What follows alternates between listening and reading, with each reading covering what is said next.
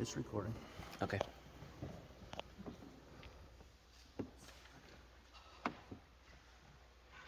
Funny thing is, I'm going to start out politically.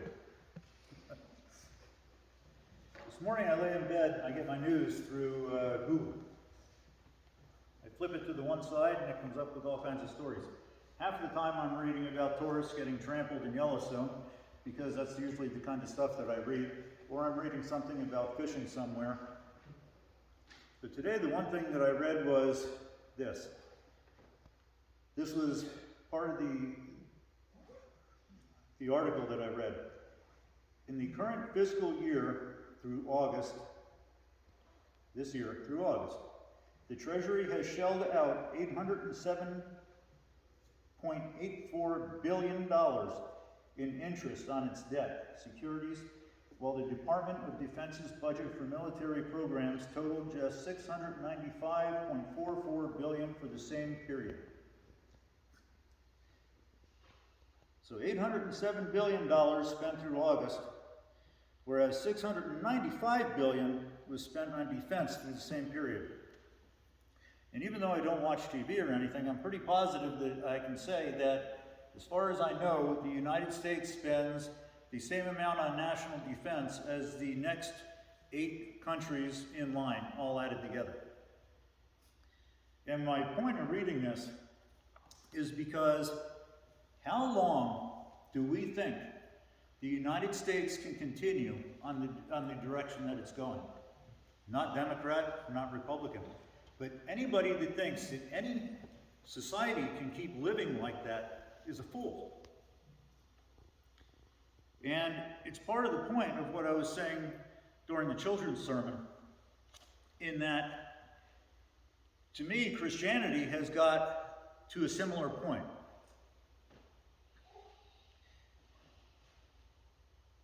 There are so many people out in the world that when you say to them anything about Christianity, they'll say, all I need to do is quit drinking, or all I need to do is quit cursing, or all I need to do is quit smoking. And it's like, that's not Christianity. But that is the impression that we've given the world. And in the same direction that the United States can't keep on going, in the same way that the United States can't keep going in this direction, because we're literally going to go broke, it's an unsustainable thing. I keep on reading how so many families are 1 or 2 paychecks literally away from being homeless. Where do we think we're going with this? And everybody wants to run around and act like God doesn't exist. And everybody wants to run around and just put more money on credit cards and do whatever they want to do. And I try not to have a political talk, but at the same time I read this and it's like, how stupid are people? You know, I remember being back in school and you being taught about how the Nazis did this and did this and did this. And you say, how did people not see it coming? How can people not see this coming? Again, this is not Democrat or Republican. This is just simple common sense. Do we not have a brain? And I say the same thing when I'm talking about Christianity, because it seems to me that so many people are back in the same boat that the Jews were 2,000 years ago. Everybody wants to live by a whole bunch of rules, regulations, traditions. Do you not see where this is going? Christianity is falling apart across the entire world.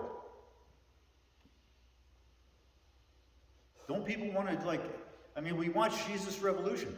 Isn't it time that we try to have a revolution? That all of us do what we need to do? Everybody has to be accountable for something. They say something like, bad things happen when good men do nothing, or something like that. And to me, it's not only what's happening in this country, but it's happening with Christianity. And people are preaching what people want to hear. It doesn't matter what people want to hear. People need to hear the truth. One thing that has been brought up in discussion this week is a simple concept. I have never once mentioned the Trinity while I was here. But this is Doug's definition.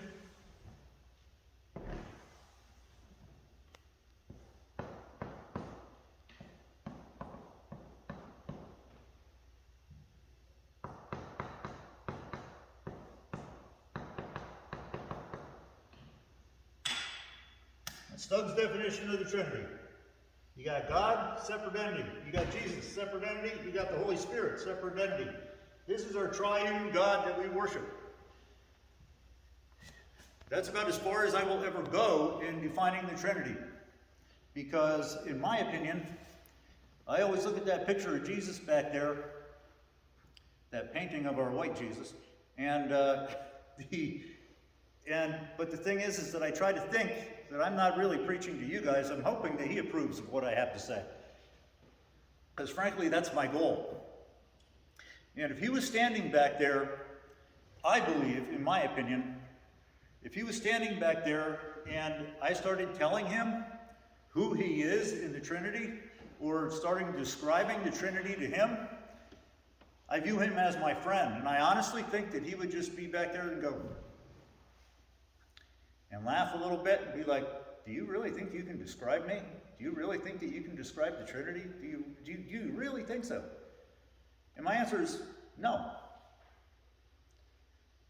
So I'm not going to give you my opinion of the Trinity. I try not to ever give you my opinion. Right now I'm giving you my opinion on the state of the country and the state of Christianity, but to me it is such a no-brainer that it's not my opinion. It is reality, because the reality is that if I was running a household and I had those kind of numbers, guess what? My household is not going to last. Simple. But what I think is there's so many people out there, and I'm not going to mention names or anything like that, because some people get valuable relationship with God through some of these people, but some of it is not necessarily correct. Because the whole idea, as I just read from the Old Testament, and I read from the New Testament, love God. That's what the Old Testament told us. Love God. We can go on to, that was in Deuteronomy 8. We can go on to Deuteronomy 30. And it tells us almost exactly the same thing. And when all these things come upon you, the blessing and the curse, which I have set before you, and you call them to mind among all the nations where the Lord your God has driven you, and return to the Lord your God, you and your children, and obey his voice in all that I command you this day, with all your heart and with all your soul, then the Lord your God will restore your fortunes and have compassion upon you, and he will gather you upon again from all the peoples where the Lord your God has scattered you. If your outcasts are in the uttermost parts of heaven, from there the Lord your God will gather you, and from there he will fetch you. And the Lord your God will bring you into the land which your fathers possessed, that you may possess it, and that he will make you more prosperous and numerous than your fathers. And the Lord your God will circumcise your heart and the heart of your offspring, so that you will love the Lord your God with all your heart and with all your soul, that you may live.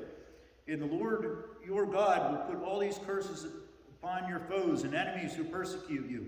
And you shall again obey the voice of the Lord and keep all his commandments, which I command you this day. The Lord your God will make you abundantly prosperous in all the work of your hand, in the fruit of your body, in the fruit of your cattle, and in the fruit of your ground. For the Lord will again take delight in prospering you, as he took delight in your fathers. If you obey the voice of the Lord your God, to keep his commandments and his statutes, which are written in this book of the law, if you turn to the Lord your God with all your heart and with all your soul. It's so simple. And yet we try to turn it, now I moved my trick, look at it. Nobody saw that. I don't know if I'll even do that. But the point is that we have so many rules and regulations and traditions that we try to follow, and that we try to put on each other, and that we try to put on new believers. And Jesus came and he just loved people. And he showed people forgiveness, and he showed people hope. And now, 2,000 years later, the church as a whole has pretty much reverted back to a lot of the same things that the Jewish people were doing, that we now sit here and we say, well, look at what they were doing in the Old Testament. Wow, that's so wrong. And yet we're doing the same thing. We're forgetting what the whole point is, that it was so simple. The reason why I have this is because I often hear, I call it one-upping Jesus. And what I mean by that is, oftentimes, especially amongst guys, there's competition. And somebody says, I ran 5 miles today. And somebody has to one-up them and say, I ran 6 miles. And somebody else has to one-up them and say, I ran 8 miles. And don't get me wrong, I'm not promoting that everybody goes out drinking. But the thing is that we know that Jesus drank wine. And yet, I have heard so many pastors tell a story of, well, I haven't had a drink in years and years because if I'm out having a glass of wine with my wife, a parishioner could walk by and they could see that glass of wine and they would think that could be their 6th glass of wine. And all I can think is, good for you. You're one up in Jesus. Because guess what? Jesus had a glass of wine. Jesus even said that the next time he has wine, he's going to be in heaven. So he's drinking a wine in heaven. So the question is, the point that I'm asking this is because if Jesus were here right now, and Jesus turned water into wine, and Jesus took the water,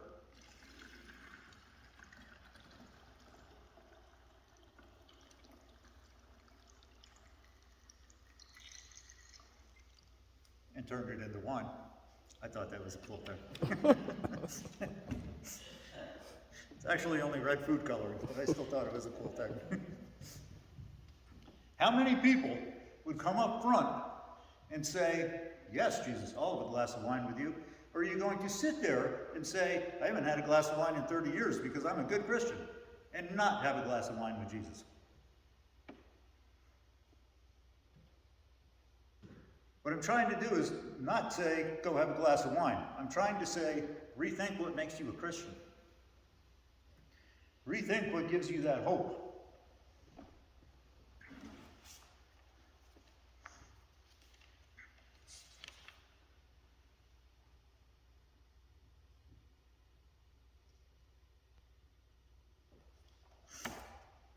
How many people want to say no to God? Anybody?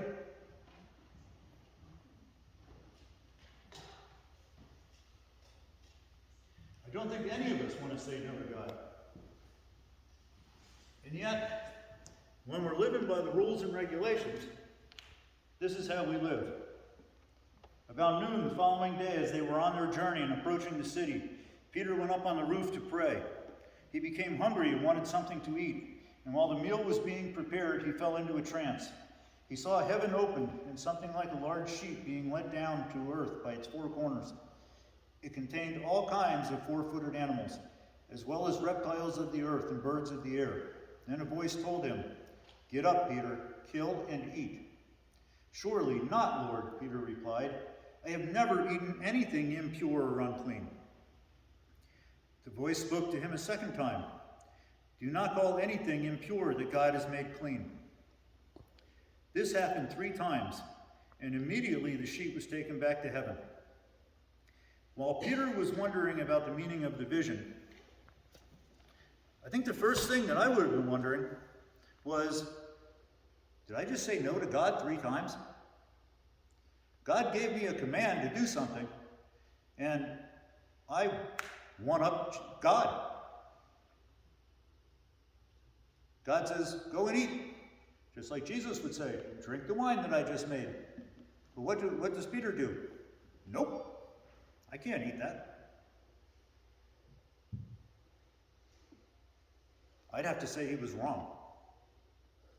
I'd have to say that if you continue reading after that, by the way, that came from Acts 10, but if you keep reading after that, Peter learned a whole lot from that lesson. He rethought. He got a different concept. He realized what God was trying to tell him. And that's what I'm trying to do today. I'm not trying to tell you what to think. I'm trying to teach how to think. And if you think that, if you go home and read that, again, Acts 10, you will see that Peter realized what God was trying to teach him and was trying to teach him how to think. And yes, he did say no to God 3 times. Did God strike him down with lightning or anything? No, he didn't. But he continued to teach him and show him the way. And that's what God does.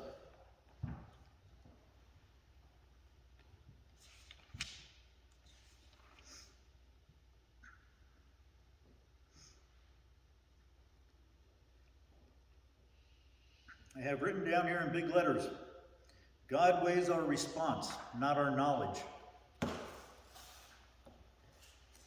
When Jesus came, Jesus didn't define God. Jesus didn't define himself, really. He said he was the Son of God over and over. But he didn't define himself. But he showed us what our response is supposed to be to God. He perfected that response. So I believe that when I'm reading the Bible, how I read the Bible one-on-one, I try to read it from Jesus' point of view. I try to see that how Jesus thought about that person that he was trying to help, or that person that he was trying to bring to repentance. How he thought about them. Not try to define what he did, because I'm incapable of defining it. Like I say, if he's standing right there and I start trying to define exactly what Jesus did, I can't. He'd stand there and be like, man, you missed the whole boat here. Something that we need to think about. It's something that we need to change. We need to be active. We need to be aware of that love and that hope and that faith. Instead of going through tradition and going through, this is how we've done it for all these years, and going through, well, I'm not allowed to do this, I'm not allowed to do that, I'm not allowed to do this. And this sermon came from last Sunday because I said that I was putting a burden on you guys as far as freedom was involved. And Christ doesn't put a burden on us. Throughout the New Testament, we can see that there is freedom. And even in the Old Testament, we read Deuteronomy 8, we read Deuteronomy 30. We can see the freedom that God is saying, love me. That's what you got to do, love me. It's not hard. And yet, just like this country, Christianity has been tumbling down. We watched Jesus' Revolution movie. If we want to be it, if we want to live it, then we need to be simple and just simply to love. That's all they did in that movie. That's all they did, and that was a real life thing. They loved each other. They showed each other hope. That's all that we need to do. Because as Christianity's coming down, we need men to step up. Women, everybody needs to step up. Just like what I'm talking about with the country. People need to step up. There needs to be a grassroots effort to change everything. Because it's not going to last. The difference, though, is with Christianity, we got God. And even though it can only be one person that can do virtually nothing, God can do everything. And we see that throughout the Bible, how God can do everything. How God just promised in Deuteronomy 30 about all that he's going to do for these people. No, the only thing that they had to do is love God. It's that simple. He was going to do all the rest of the work. Just love him. That's it. Thank you very much.